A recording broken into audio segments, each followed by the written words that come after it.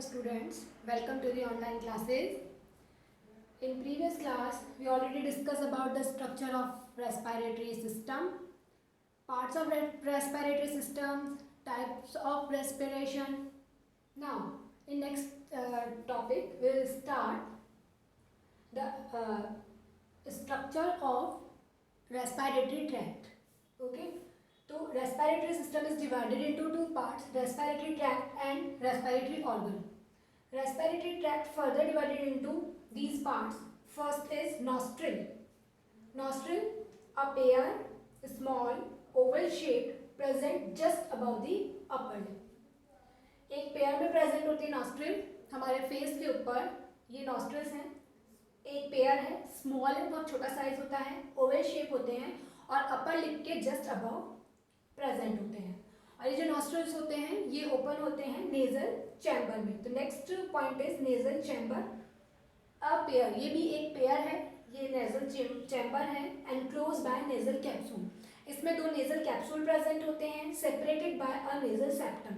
इसके बीच में एक सेप्टा बना हुआ होता है जिसकी वजह से ये जो पूरा चैम्बर है नेजल चैम्बर ये टू पार्ट्स में डिवाइडेड होता है. तो अगर ये सेपरेट नहीं होते, ये सेप्टम नहीं होता तो क्या होता? तो ये होता कि जो एयर है बाहर से आ रही है वो एकदम प्रेशर से आती और उस एयर प्रेशर से जो हमारे लंग्स हैं इनके अंदर जो एल्वेलाई वगैरह प्रेजेंट होती है इनके बस्ट होने का भी चांसेस थे, क्योंकि जो और ट्रेकिया वगैरह को भी हार्म पहुंचा सकती थी, क्योंकि जितना बड़ा चैम्बर होगा उतना ज़्यादा एयर प्रेशर से आएगी. इसलिए इसके बीच में एक सेप्टम होता है जिससे कि एयर प्रेशर मेंटेन हो सके. उसके अलावा भी नेजल चैम्बर के बहुत सारे फंक्शंस होते हैं. फर्स्ट, ये क्या करता है, हमारी जो एयर है बाहर से आ रही है, अगर बहुत कोल्ड एयर है, बहुत ठंडी हवा अगर हमारी बॉडी में एंटर करती है तो वो हमारे लंग्स के टिश्यूज़ जो हैं यहाँ तक इन टिश्यूज़ को फ्रीज कर सकती है.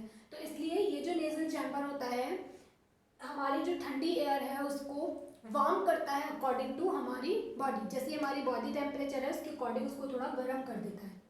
इसके अलावा इस नेजल चैम्बर में छोटे छोटे हेयर्स प्रेजेंट होते हैं.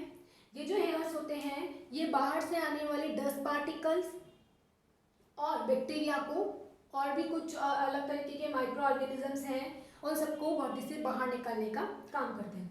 उसके अलावा अगर हमारी बॉडी में बहुत गर्म हीट जा रही है तो एयर कंडीशनिंग का काम करता है, यानी उस एयर को क्या करेगा, बहुत गर्म एयर है बहुत, तो उसको क्या करेगा हमारी बॉडी टेम्परेचर के अकॉर्डिंग कूल डाउन करता है, जिससे कि हमारी बॉडी के अंदर हमारे लंग्स में जो एयर जाए उसका टेम्परेचर हमारी बॉडी के अकॉर्डिंग हो.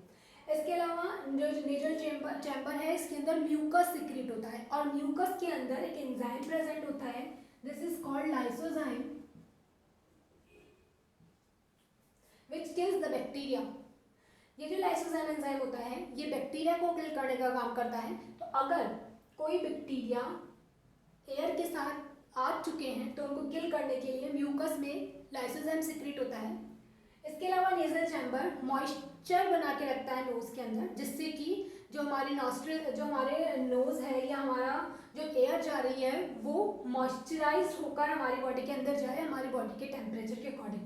And main function is smelling, smell करने का. किसी भी चीज़ की अगर हमें स्मेल आ रही है तो इस नेजल चैम्बर में की वजह से ही हमें स्मेल पता चलती है. तो इसके बहुत सारे फंक्शन हैं, smelling, air conditioning, heat air को कूल करना, बहुत जो कोल्ड एयर है उसको हमारी बॉडी के अकॉर्डिंग वार्म करना. इसके अलावा मॉइस्चराइजिंग करना. इसके अलावा जो बैक्टीरिया है उनको किल करना और कोई भी डस्ट पार्टिकल है उन्हें बॉडी से रिमूव आउट करना. ये सब काम होते हैं नेजल चैम्बर के. Nasal chamber opens into a pharynx, a slit-like structure. We can say nasopharynx. ये जो स्लिट है, फेरिंक्स हम डाइजेस्टिव सिस्टम में भी स्टडी कर चुके हैं.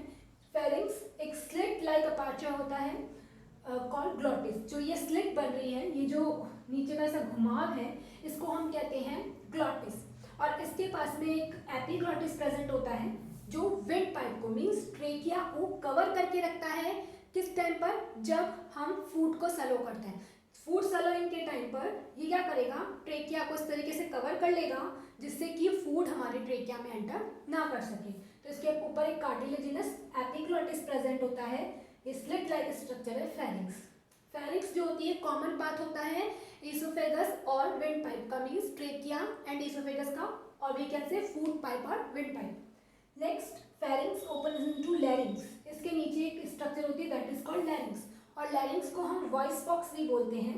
जो हमारी आवाज़ निकल रही है, जो वॉइस क्रिएट हो रही है, वो इस लैरिंग्स वाले पोर्शन से होती है। एक छोटा सा चैम्बर होता है, थिन वॉल्ड और ट्यूबुलर, बहुत पतली वॉल होती है इसकी, ये जो वॉल बनी हुई थी पतली होती है, और ट्यूब लाइक स्ट्रक्चर होता है। Now लैरिंग्स is open into trachea, trachea also called wind pipe. ये पूरी जो स्ट्रक्चर है दिस इज कॉल्ड ट्रेकिया, इसे हम विंड पाइप भी बोलते हैं। लॉन्ग है, 10 to 11 सेंटीमीटर लॉन्ग है। Thin walled, it is also thin walled structure, इसकी जो ये वॉल होती है ये बहुत पतली होती है, थिन वॉल्ड स्ट्रक्चर।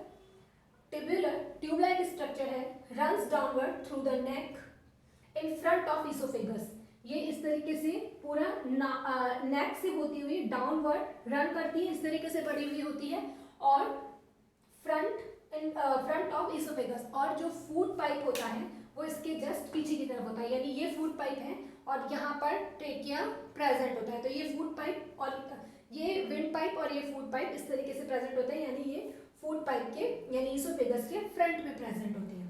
नेक्स्ट, इसके ऊपर 16 to 20 dorsally incomplete C shaped cartilaginous tracheal rings are present. ये जो रिंग्स तुम्हें दिख रही होंगी, ये जो रिंग्स हैं this is called cartilaginous rings.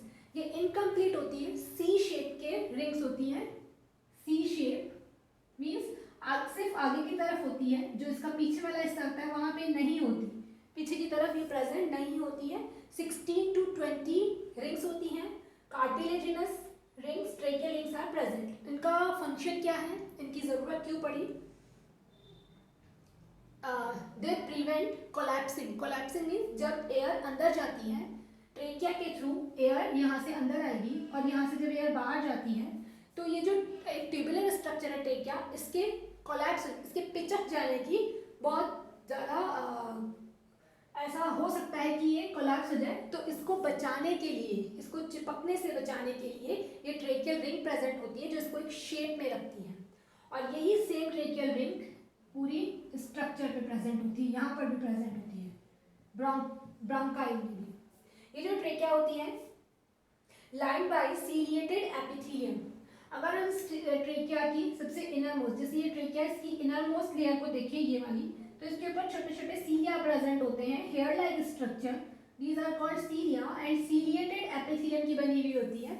इसका फंक्शन ये होता है कि जब एयर इसके अंदर जाती है तो इन केस, वैसे तो नेजल चैम्बर में काफ़ी डस्ट पार्टिकल्स और बैक्टीरिया किल हो जाते हैं, बट इन केस अगर कुछ डस्ट पार्टिकल और फॉरेन पार्टिकल्स और बैक्टीरिया और पैथोजेंस अगर बॉडी में फिर भी चले जाएं, तो ये जो सीलिया होते हैं ये brush like, hair like structure है, तो ये मूव करके इस फॉरेन पार्टिकल को रिमूव कर देते हैं। और ये एपिथेलियम, कौन सी एपिथेलियम है? Ciliated epithelium. इसका काम होता है किसी भी बैक्टीरिया या फॉरेन पार्टिकल्स को बॉडी से रिमूव आउट करना। अब ये जो ट्रेकिया होता है ये 2 पार्ट्स में डिवाइड हो जाता है, और 2 पार्ट्स में डिवाइड होकर ब्रोंकाई बनाता है, primary bronchi. One pair primary bronchi, small, छोटी होती है, थिन वॉल्ड, इसकी भी वॉल थिन होती है, ट्यूबुलर स्ट्रक्चर है, form by division of trachea at the level of 5th thoracic vertebra. ये जो हमारे पीछे की तरफ वर्टिब्रा कॉलम है, पूरी जो वर्टिब्रा कॉलम प्रेजेंट है हमारे बॉडी में, उस वर्टिब्रा कॉलम में 12 thoracic कॉलम होती हैं, वर्टिब्रा कॉलम 12 thoracic वर्टिब्रा होती हैं, 1 2 3 4 5 6 7 8 9 10 11 एंड 12। इसमें मीन्स जो पीछे की तरफ हमारी वर्टिब्रा कॉलम है, इसमें थॉरेसिक पार्ट में 5th नंबर की जो वर्टिब्रा कॉलम होगी वहाँ तक ट्रेकिया आएगी, एंड 5th नंबर पर जाकर 2 पार्ट में डिवाइड हो जाती है। तो 5th नंबर की वर्टिब्रा कॉलम के वहाँ आकर 2 पार्ट्स में डिवाइड हो जाती है and form primary bronchia. Primary bronchia बनाती है 5th thoracic वर्टिब्रा पर डिवाइड होकर, सपोर्टेड बाय कार्टिलेजिनस रिंग। इसके ऊपर भी इस तरीके से कार्टिलेजिनस रिंग प्रेजेंट होती हैं जो कोलैप्सिंग से इसको प्रिवेंट करती है। एंटर्स इनटू लंग्स, ये जो प्राइमरी ब्रोंकाई होती है ये कहाँ पर एंटर करती है? अपनी साइड के लंग्स में एंटर कर जाती है, राइट साइड वाली राइट लंग में एंड लेफ्ट साइड वाली लेफ्ट लंग में एंटर करती है। इसके बाद नेक्स्ट स्ट्रक्चर होती है, ये तो हो गया हमारा respiratory tract. Now respiratory organ.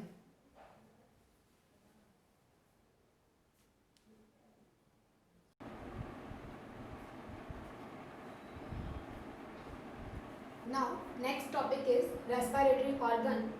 In human, main respiratory organ are lungs.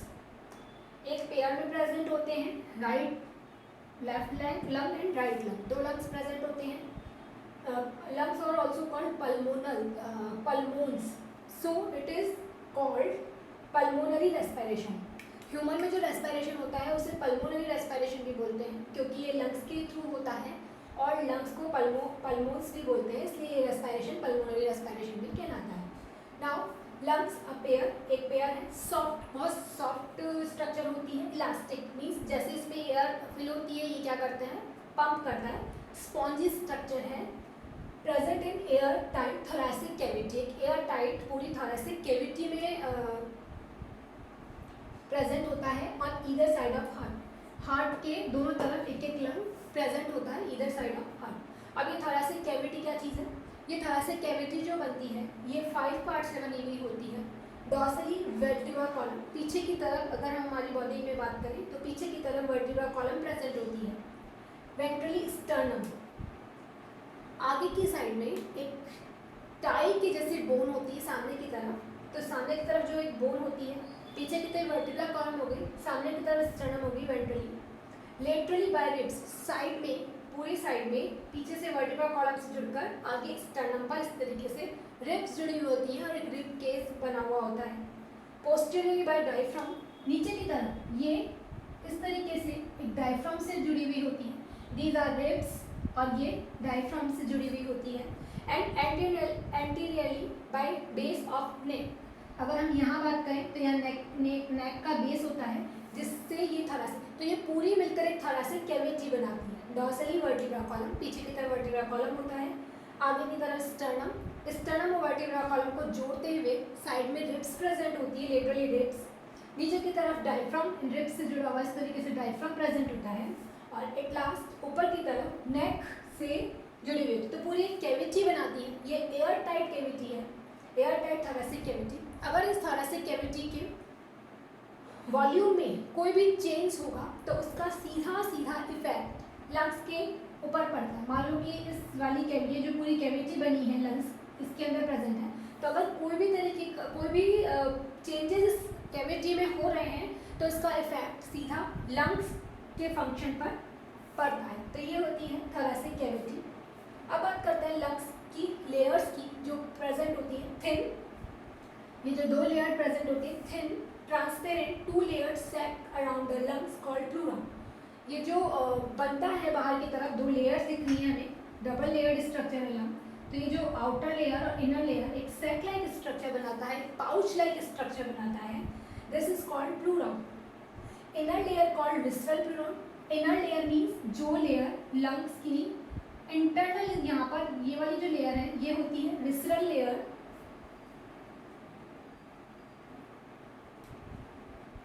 And outer layer is called parietal layer. ये वाली जो लेयर है जो थोरैसिक कैविटी की साइड की तरफ होती है towards the thoracic cavity, it is called parietal pleuron या लेयर। ठीक है, 2 लेयर्स प्रेजेंट होती हैं। इनर लेयर कॉल्ड विस्रल प्लूरॉन, ये वाली जो अंदर की तरफ होती है इसको विस्रल प्लूरॉन कहते हैं, और जो बाहर की तरफ होती है वो होती है पैराइटल। दोनों मिलकर एक सैक लाइक, एक पाउच लाइक स्ट्रक्चर बनाती है जिसके अंदर बहुत सारी और अदर स्ट्रक्चर्स प्रेजेंट होती हैं लंग्स की। ये जो लेयर्स हैं इन दोनों के बीच में ये जो कैविटी है इनमें इसको कहते हैं प्लूरल कैविटी, और इसके अंदर एक वाटरी फ्लूइड भरा हुआ होता है। इस पूरी कैविटी के अंदर एक वाटरी फ्लूइड भरा हुआ होता है।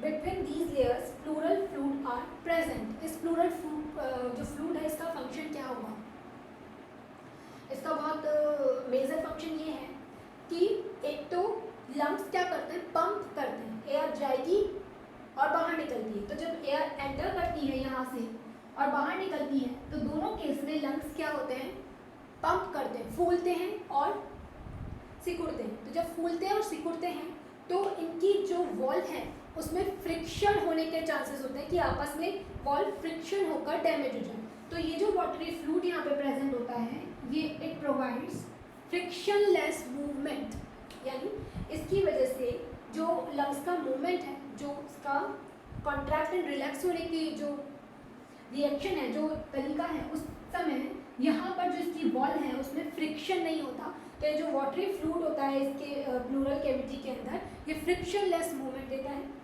And another function is mechanical, prevent the mechanical shock. अगर बाहर से इस लंग के ऊपर कोई चोट लगती है, मैकेनिकल शॉक मिलता है इसको, बाहर से कोई चोट लगती है, तो ये जो वाटरी फ्लूइड है ये उस चोट से इंजर्ड होने से इसे बचाता है, यानी कोई भी तरह की चोट इंजरी इसमें ना हो, क्योंकि ये वाटरी फ्लूइड उस समय एडजस्ट कर लेता है चोट को और लंग्स में कोई इफेक्ट नहीं पड़ता। तो इस तरीके से ये लंग्स की एक्सटर्नल स्ट्रक्चर है। थोरेसिक कैविटी पर क्वेश्चन पूछा जाता है कि थोरेसिक कैविटी का क्या इफेक्ट होगा, ये हम आगे भी स्टडी करेंगे कि इस थोरेसिक कैविटी की वजह से कैसे लंग्स पे इफेक्ट पड़ता है। नाउ अब हम देखेंगे कि लंग्स की इंटरनल स्ट्रक्चर में क्या क्या चीज़ें प्रेजेंट होती हैं। जो ब्रोंक्यूल्स हमने एंटर करवाई थी दोनों तरफ अपने अपने लंग्स में, ये जाकर फर्दर डिवाइड होती है और फर्दर डिवाइड होकर किस तरीके से आगे की स्ट्रक्चर बनाती है ये हम देखेंगे नेक्स्ट क्लास में। आज के लिए इतना काफ़ी है। Thank you class.